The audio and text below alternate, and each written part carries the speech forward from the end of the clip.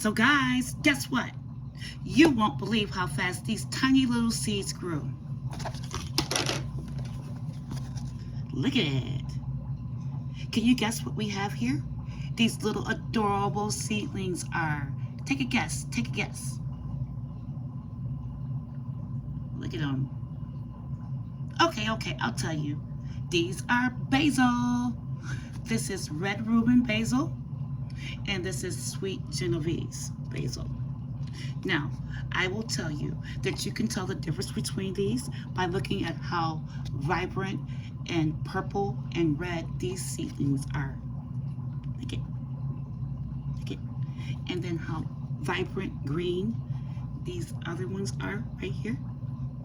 Yep. Isn't it just beautiful, guys?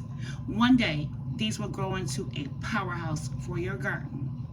These are perfect to plant in the garden with many things as a defender for your other plants that you are actually growing. And these pack a lot of season for your dishes that you make at home. Okay, guys, gotta go. I'm starting these now for the spring. That's right, bookies. Happy growing. I got more stuff going on. But can you guess how long they took to grow? I started these on 11/25/25. 5 days. Peace.